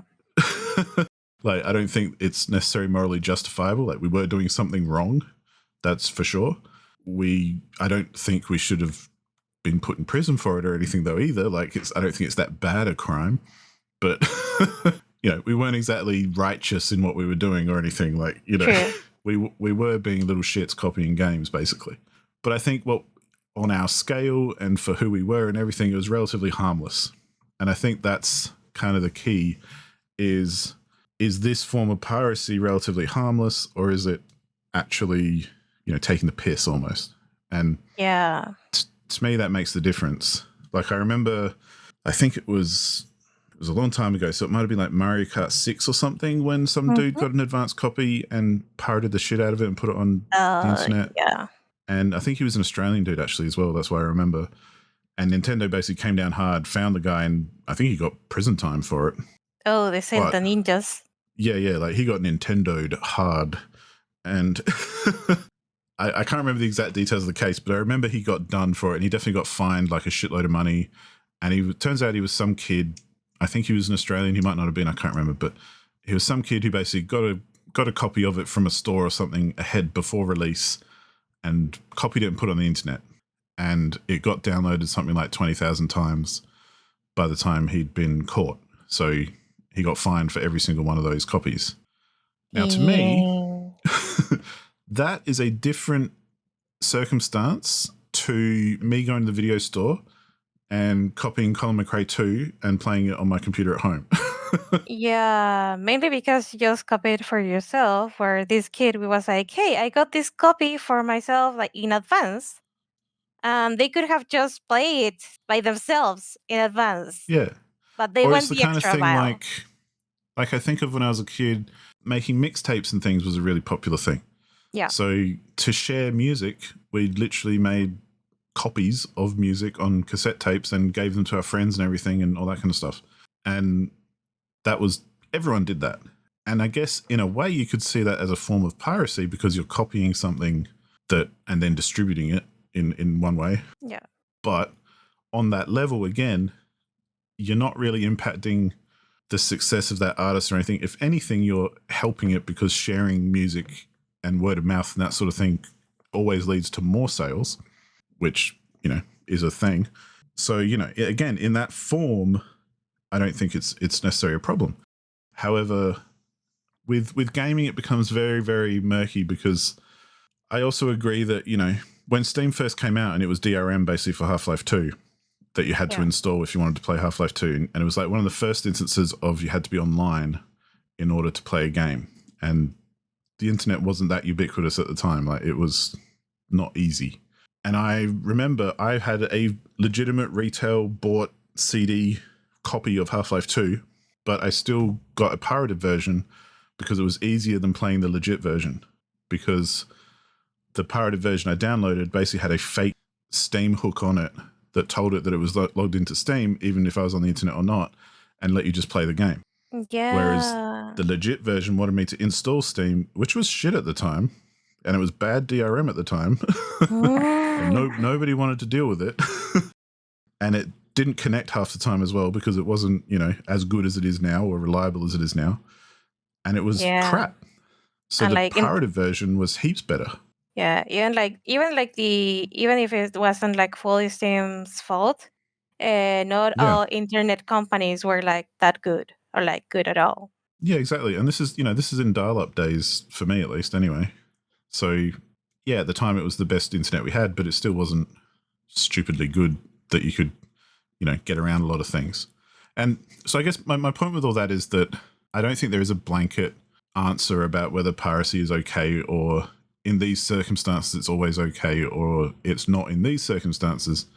I think it's still very much a very much a grey area and very much a service kind of issue where, yeah, Steam is successful now because it delivers a good service. You can get lots of cheap games downloaded easily and quickly, and you've got access to your library and all that kind of thing. Much better than when Steam first came out, and it was actually better to pirate your way around Steam than actually use Steam. So, you know. Yeah, even like nowadays there comes a game that has some kind of DRM that really impacts like how the game is played, and that's where people like are like, okay, I paid for this and getting a worse experience than the ones who pirate the game. Yeah. So what usually happens is that they get cut the publisher, I guess in this case, catches wind of the game being out in the world by pirating, and then they remove the DRM so the game actually runs and they don't get pirated. Like Yeah. like people actually buy the game instead of pirating. Yeah. And that's where I think, the best, like, and well, because I like relating things to other things as analogies. When music piracy was a big thing, and as someone who buys CDs and has always bought CDs, there used to be a lot of, in the 2000s, there a lot of record labels and stuff brought out what they would call anti-piracy measures for CDs. So they were basically, they'd code the CD in such a way and they'd burn it in such a way that if you put it into a CD drive in a computer and tried to rip the music from the CD, it would essentially make it skip heaps so that Uh, whatever you ripped was basically really bad quality, unlistenable version of the audio that you're ripping. Because, and remembering as well, these are CD audio files, not MP3s or WAVs or anything like that. They're the kind that can be played in a CD player. The yeah. problem with that, though, was that technology often prevented you from playing it in your CD player. Because if there was any digital component to your CD player, it would fuck that up too. And then the album that you've legitimately bought and stuck in your CD player won't actually play because it's got all this DRM shit on it. Yeah. So, I still remember there are 2 CDs in my collection still that I know are covered in this DRM, and I don't actually play them. And I think I've actually downloaded MP3 versions of them just so I can listen to them more easily. And yeah. And I do remember, like at some point, I had like an MP3 player of some kind, but it had like its own program, so it can read like those files and copy them like flawlessly Mm. from a CD to the memory of the player. Uh, because I remember that if I tried to like copy the tracks from the CD like to the computer and then like copy paste and stuff like that, and then like copy them on the Walkman or whatever the thing I had was, it wouldn't work. But if I used the program, it would. But then I couldn't Mm. like I still couldn't copy the music from the Walkman to the computer. Like I don't know what technology was that, but it was fairly interesting. Mainly because at the time I at some point in time I used to travel a lot on car with my parents. So I wanted to have my like some CDs and music like to listen on the car. Mm-hmm. So I have a portable CD player. As you might realize, if the car gets too jumpy, the CD player would stop reading CDs because it has like a safety thing in place when it bounces too much. So that Mm. was annoying. So I ended up like not raping, I guess, but copying. I don't know. I putting like the things in my other player, which I know it wasn't like an Apple thing, but it was some sort of thing that had like this copy mechanism, so you would only be able to transfer tracks from the CD to the player, but not from the player to the computer. Well, and yeah, I don't see the problem with that, really. Like, I mean, I still buy CDs and collect music these days, but my process these days is whenever I do get a new CD, is the first thing I do is copy it to my computer because I have a media server that I use to stream all my music wherever I am to my phone or my computer or anywhere. It's my own collection, so it's like my own little Spotify, but it's my own music that I've bought and paid for and have a hard copy of. But I have copied it to a digital version because it's easier to use than to use the actual physical CD in a CD player. Yeah, definitely. So to come back to games again, Sorry. no. But the things like that where, yeah, I agree. If a usually a publisher, I want to say, I'd assume more than a developer, because I do believe Mhm. most developers just do have good intentions and are gamers who want people to play their games. Mhm. Whereas publishers can be just money people who want to make money and they don't think about that sort of thing. Very generally speaking, obviously. But I feel like the multiplayer games, especially obviously, who put heaps of like anti-cheat or DRM stuff on their game that it makes it unplayable, then yeah, fuck them. Like, go pirate it. If you paid for it, especially if you've already bought it and paid for it and it's not working as intended, because they're basically punishing the people who have bought it, because then the people who pirate it are getting the better deal anyway. And that's Yeah. where, again, it comes back to like a service problem where, I'm sure part of the reason, other than just making money, but I'm sure part of the reason that like Game Pass and PlayStation Plus and that sort of thing have back catalog games and stuff is because they realize that people are playing them anyway and emulating them or whatever, or downloading pirated versions.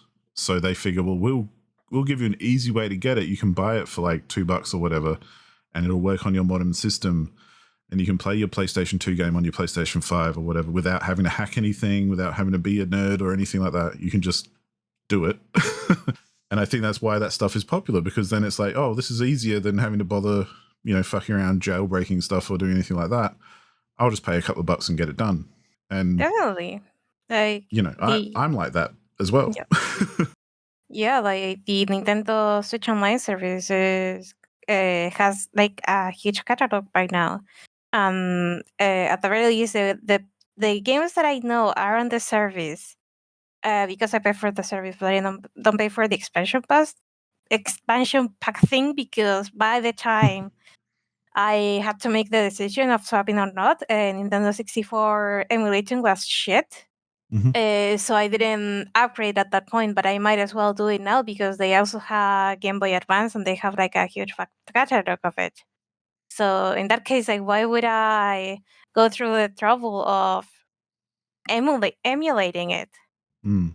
Well, and that's where I think, yeah, it also, that's where I think it's a complicated issue, because, like I say, I don't think there's any blanket kind of piracy is always wrong, you should never pirate something. But I also don't think it's piracy is always right, you should go for your life and do whatever.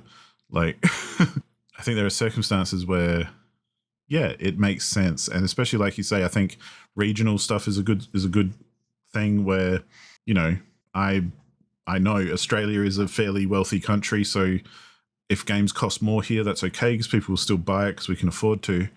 Whereas I know, especially in some like Eastern European countries, that sort of thing, they've got a much lower kind of average income, and so a lot of regional pricing has been impacted by that sort of stuff. Where I remember seeing a guy from, I think it was Estonia in Europe, talking about how everyone in Estonia basically pirates games because everything is pirated. Like nothing is bought legitimately, even though Steam exists there and everything. It's just they can't, because they literally can't afford it, because the price of games that they had in Estonia at the time was just outrageous for their average income and the kind of money that they didn't have. More the point. so he's like, yeah, games. No one buys games. People just pirate them all the time, and that makes sense to me because I'm like, well, yeah, fair enough. If you don't price it accordingly, of course people are going to pirate it. And they've shown that when they do price it accordingly, people do stop pirating games and they're happy to pay for them. So I think, yeah, it's difficult when you get something like the euro, because I know Steam does their pricing on currencies, not on countries. Yeah. So, for example, the euro covers a very wide range of average incomes. Yeah. And it has an average kind of cost for everyone. So if you're in a poor country, you're probably paying too much. And if you're in a rich country, you're probably getting it pretty cheap because it just averages the euro out across Europe, which, yeah, is kind of silly but I can understand why they do that, but it would be better if they could have some actual country kind of regional pricing or something like that because of that disparity. In that case, for example, gaming on a console here is still quite expensive, like in Chile. And PC gaming parts, PC parts can be expensive because we have to import them like from other countries, and import fees get in the way, and they have been going up. So yeah, playing on physical media, like playing on a physical console or just playing physical media can get a little bit more than a little bit pricey. To the point like two of the three like big gaming stores here actually had to close down because they went bankrupt. But the thing is that since we don't have like an official distributor here, like therefore, I think for Nintendo we don't have it. For PlayStation we don't have it. Xbox is kind of like a weird thing because they sell their consoles like pretty cheaply. So I guess they just want you to buy the console and get Game Pass and get you into the ecosystem, which fair enough. But when the PlayStation 5 first came out, not only we had to deal with scalper prices, we have to deal with inflated scalpers prices to the point that the price uh, of a PlayStation 5 with a disk drive was almost 3 times the minimum wage, like the minimum monthly wage here, which was stupid. The Switch, like at this point, like the Switch has been hiking up in price because inflation. So still, you have to give up like 1 month of minimum wage for the Switch. But at the point of release, it was like a lot cheaper. Like it was like half a month, I guess. Just out of interest, how much is a month of Game Pass in local currency, in like Chilean peso? Well, it depends on the. I pay for PC Game Pass, and it's 6,000 Chilean pesos. Okay. I'm just comparing. I've got a currency converter open and just comparing it to Australia. Yeah, it's almost 10 Australian dollars. Yeah, so that's about comparable. I think it is $10 here for straight PC Game Pass. Yeah, if you have like a family group, you only pay for one Game Pass for all the people. So yeah. Because I know Ultimate here which is what I pay for, is $18.99, which is just under 12,000 pesos. Yeah, let me check real quick. PC Game Pass is going up, right? But I forgot they're doing this. Oh my god, it's gonna be interesting. But the ultimate is about 10,600 Chilean pesos per month. Okay, so that's a little bit cheaper. Yeah, it's like a few Australian dollars cheaper. Which, yeah, I just find this stuff really interesting anyway. Like regardless, just because. Just because, yeah, like the subscription base has come to save us here in Chile because holy crap, the games are expensive. So I don't know like how many people here in Chile has a PS5, but the release, I know a lot of people have a Switch because, well, they have the first model Switch because that's the one that is very jailbreakable because games are stupid expensive, and even though the Nintendo has a store here in Chile, somehow the games are more expensive than the US store, so we just stick with the US store at this point. Those import taxes. Yeah, for digital. Like, how much is a brand new release? Typically, like $60 game. Okay, For let you. me check on the one store that's alive today. And also, let me check on one of the mom and pop stores that is alive today. So let me check real quick. All right. A lot of the games like have. I'm gonna pick like a maybe a non PS5 game or a PS5 game maybe. Let me check real quick. Yeah, I'm gonna go to pre-orders here in We Play and see if they have like games and not just Funko Pops because of course they do. Wait, you cannot sort this shit? Oh my god, I hate it so much. Okay, so I think Silent Hill 2 is for PS5 is a $70 game, Right. and it cost around uh, 70,000 Chilean pesos on WePlay. And in other games, if you pay for with a bank transfer instead of like with the card, you get like a 2,000 pesos like discount, which is not a lot, but Interesting. it's pretty much getting free shipping. Yeah, see, that's more than I was expecting, because that's closer, like from a straight conversion, that's closer to the same amount that we'd pay here. Because that's about, if 70,000 Chilean pesos is about 112 Australian dollars, and for brand new like Silent Hill 2 coming out or that kind of thing, I'd expect it to be about that, maybe like 120 at most, but maybe anywhere from like 100 to 120 when it first comes out. Yeah, the thing is that well, the Chilean peso isn't like a strong currency lately, so Yeah, no, that I thought maybe regionally you would get it cheaper. So no, we don't. We just get the straight conversion. yeah, right. Oh, With no, a that's couple more interesting. dollars because distribution. Yeah, yeah. Oh, that's interesting. Because yeah, in that, you know, it always feels kind of weird when you think about it, but I know the average income in Chile is a little bit lower than it is in Australia, I think. So I would expect you to pay less. No. So I can see if you don't, that to me that's a stronger argument to not pay and pay less by choice.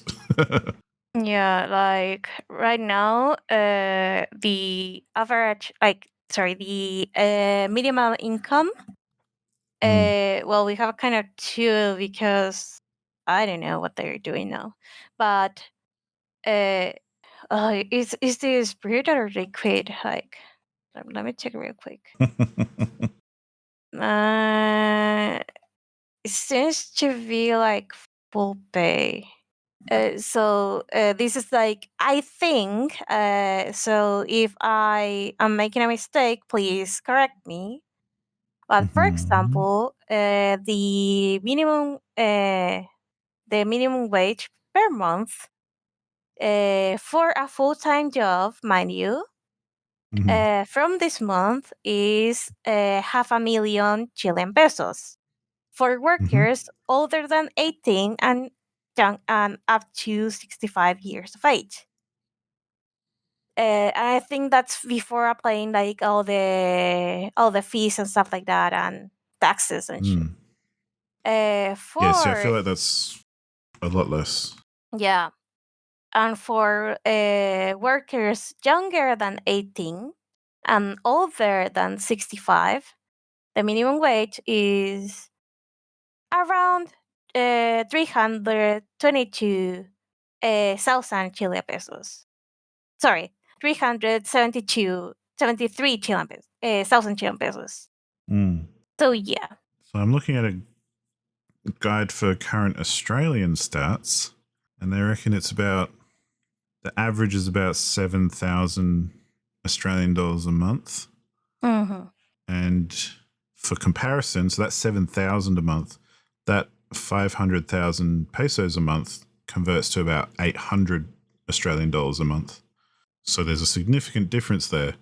But then the cost of our games are pretty much the same, Yeah. like a straight conversion.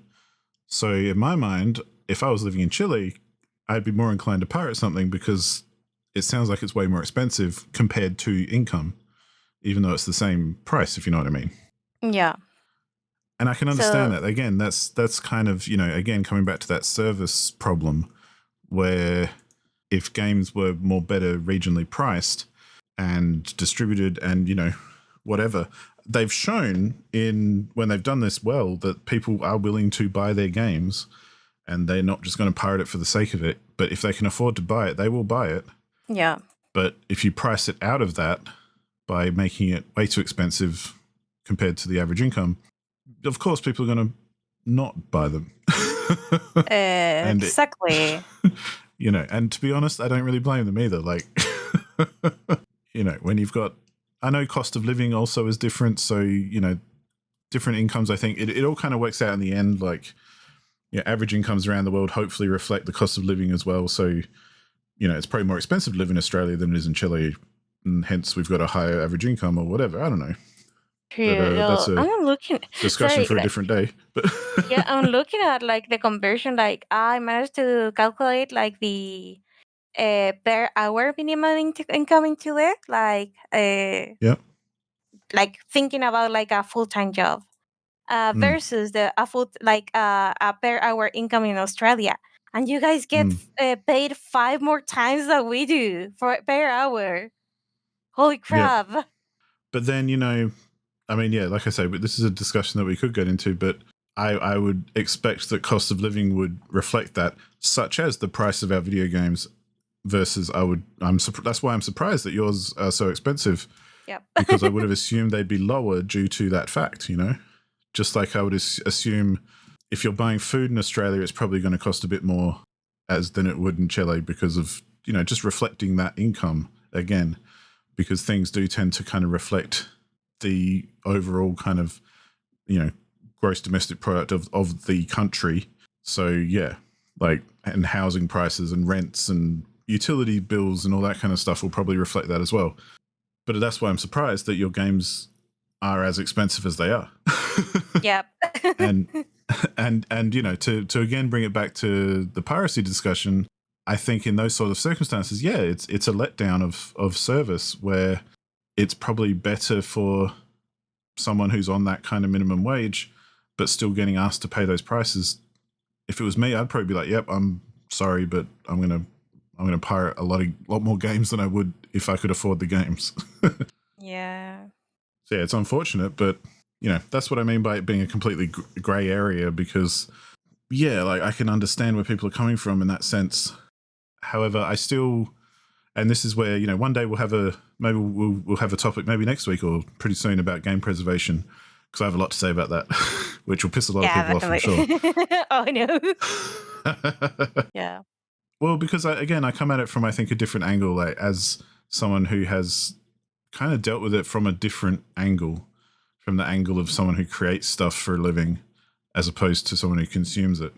And you do end up with a bit of a different perspective, especially when your ability to feed yourself is on the line, You like I do have like the perspective of someone who creates, but I don't create like fully for a living. Like for me, it's an extra income. But still, like for example, I do crochet like well amigurumi and stuff to sell, but I always look if I ended up starting to make my own patterns, because a lot of the ones that I used to use were like at the bottom of the pattern it's like, please do not use for commercial use or or you are allowed to use for commercial use. So at one point I was like, you know what, I'm gonna make my own patterns because that or like, and just use like the ones that said like you are allowed to use them for commercial use as long as you credit them, and I Yeah. credit them when I do, because otherwise it sucks. Like people who make there are also people who make patterns for a living. Mm. Again, they either put like that little notice at the bottom of the thing. So it's like, yeah, you're buying the instructions to make the thing in a way. Uh, so of course you wouldn't pirate that because, like, yeah, you wouldn't distribute something that you have to pay for. Versus something that is available for free, and the artist said, "Yeah, it's okay, like pass the word." Mm. But yeah, it is a very interesting. Well, and I've had this discussion with a lot of people because I think it's an interesting one. And, it's just an interesting discussion. I don't think there's necessarily a correct or whatever outcome. But I think there is a difference between, and I'm not poo-pooing anyone who does it as a side job or a side project or anything like that. But I think, like any job, there's a difference between doing something because it's a bit extra money or because you enjoy it and it's a hobby that you can make some money off, you can make it commercial or that kind of thing, to There's this just is how I something make a you live living. out of. Yeah. And if I don't earn the money, I don't eat that day, kind of thing.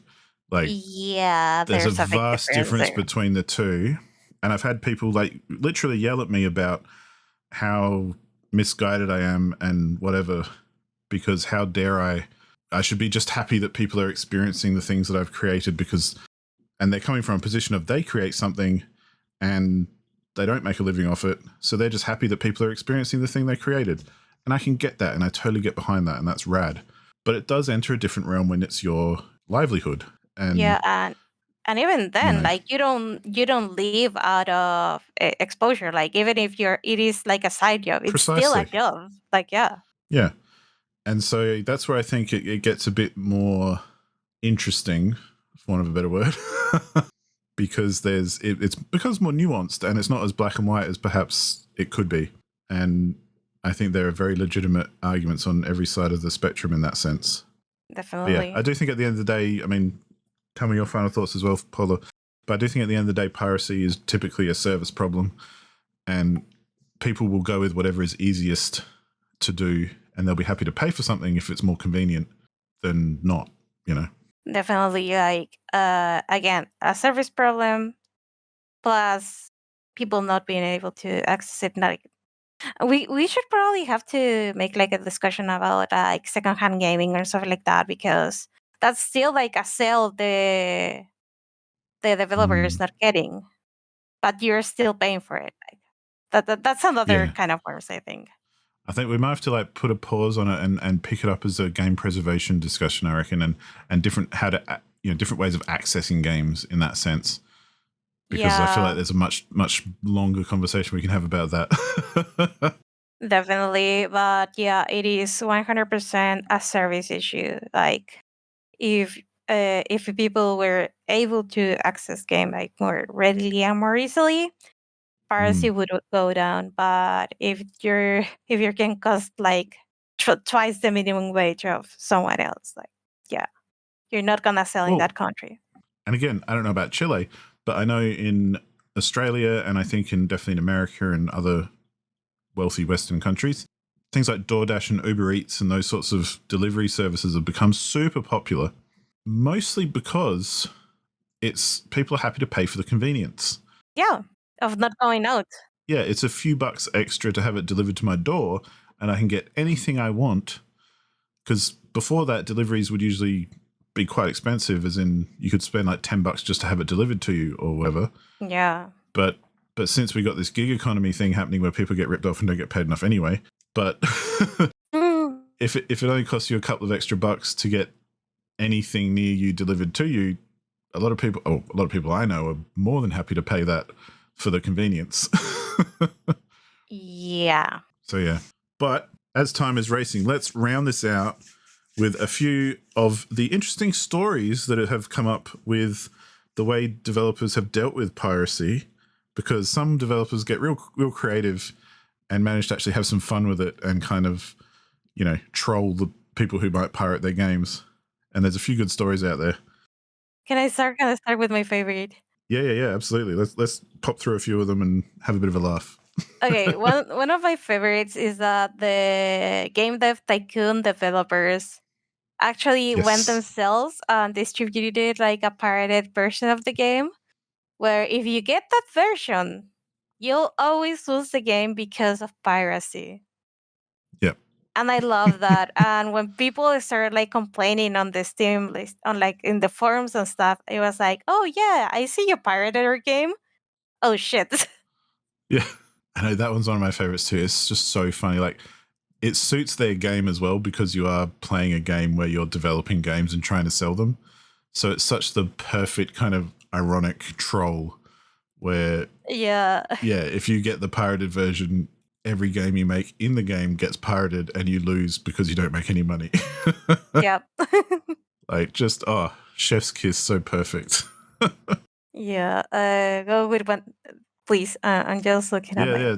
There's been some other fun ones. Like, I remember Serious Sam 3 when that came out. I mean, Serious Sam is a pretty comedic kind of game anyway, which isn't meant to be taken seriously. It's like a really fast first-person shooter action game with like wacky enemies that don't make any sense, but they're just, gratuitous and numerous, and you run around shooting heaps of stuff. But they had a pirated, well, they created a pirated version of their game where essentially, as you're playing the game, this immortal enemy would spawn who's like a big scorpion and would just chase you around the whole Oh time. yeah. And you couldn't kill him. And he'd just chase you and kill you relentlessly. So you could still access and play the game, but you had to deal with this immortal enemy constantly hunting you down and ruining your game, essentially. Like, it's a total troll on anyone who pirated it because it would be impossible to overcome. Kind of like the piracy thing in Game Dev Tycoon, except this was an enemy in a first-person shooter, and it just was this unique enemy that no one could defeat. And again, they had the same thing with people on the forums like, "Oh my god, how do you defeat this fucking scorpion dude? Like, he just keeps killing me every time, and he seems like he's invincible." And they're like, "Yeah, well, don't pirate the game, and then you'll be able to defeat him." And yeah, Yeah, it's kind of funny because like I've heard about this when there's people like doing like runs with the scorpion like yeah. just for fans. Yeah, it's the kind of thing where you almost want to download the pirated version anyway, just to kind of play it and see what happens. Yay. Yeah, because like the more like anti-piracy measures for the game is pretty much like they prevent you from advancing the game anyway. Mm, So usually it's like a full screen or like in Chrono Trigger for the DS. Is it a spoiler? Well, the first time you time travel, you get stuck in the void hell forever. yeah, right. That's cool. Well, it's like Mirror's Edge, which is the first-person parkour game, and that game is all about building momentum. So the more you run and have a unbroken kind of flow of moving around the levels, the more momentum you build up. So the further you can jump and the higher you can jump and the faster you can move and jump over objects and stuff. But they released a pirated version which basically removed all the momentum. So over the course of the game, it was almost like your character was just getting tired and you just slow down to the point you can't jump very far, and you'd go to a jump and you just kind of fall to your death because you can't jump far enough anyway. And again, I love that kind of thing because it's not like you'd load up the game and it just comes up with error. We're closing the game now. See ya. It's like, no, you can play it and you can get into it, but it's not going to work the way that you thought it would. I just think that sort of stuff is just the most genius way of trolling people and having some fun with it, really. And yeah, there's a whole bunch of other ones too. Like, I know there was I think, Batman Arkham Asylum. They removed the gliding from it in a pirated version. So when you jump off a building and you like put out your back cape and you glide across the level, you could do it for like 2 seconds, then you just fall straight to your death. Ta-da. Or something to that effect anyway. Which kind of, makes a difference in the game and makes it pretty unplayable. I don't remember on which Ace Attorney game is. I think it was one of the investigation spin-off. Right. But if you try to play a pirated copy of the game, it uh, it's kind of funny because like it makes all the text Virginian, and Virginian is like a made up language in the Ace Attorney series, and the glyphs are like scribbles and stuff like that. So good good luck trying to play a text based game in an unreadable language. Yeah. Yeah. I mean, you probably can play it if you have like a guide or something, but I wouldn't advise you to play that way. Yeah, and I love those sorts of things. Just because, yeah, it's a creative way to combat piracy and kind of have fun with it too. Like, it's not just throwing on anti-cheat DRM or something. It's kind of having a laugh. And Yeah. Oh, but, this one I didn't know of. So, The Legend of Zelda Spirit Tracks. This one is one for the Nintendo DS. And the thing is that in this game you can drive a little train to go from one place to the next. And you usually have to your right the train controls, so you can like when there's like a fork in the road, you can like go to either way, you can pause the train and stuff like that. There is no train controls in the pirated version of the game. Good luck navigating those rails. so good. Mm, Yeah. Yeah, I think those are like the funny ones they have, or like yeah, the more creative ones. yeah, yeah.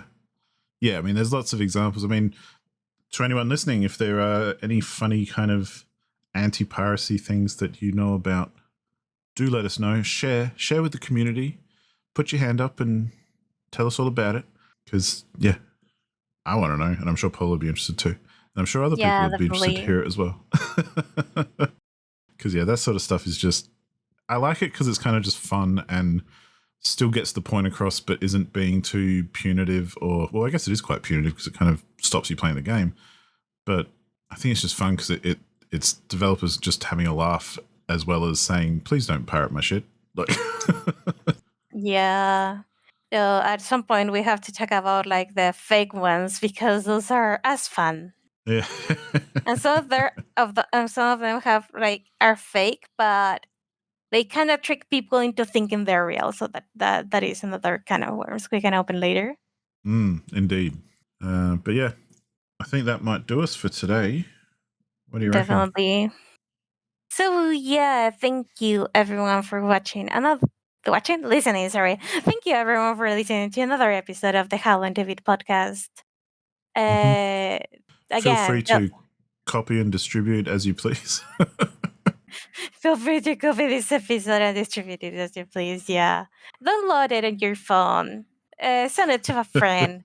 Though good luck because I think it's like a quite hefty um file. I think methinks.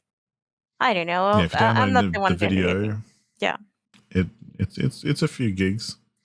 it's few geeks. So yeah. Hmm. Well, and comment down below while you're pushing that like button on the YouTube version and share it with your friends because why not?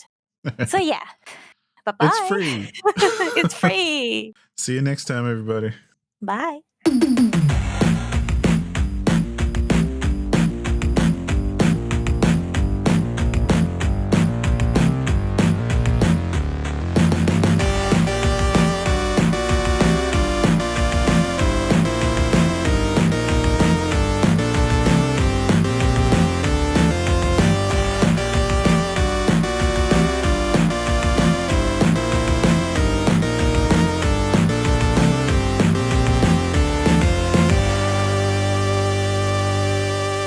Back in my day, back in my day, back in my day.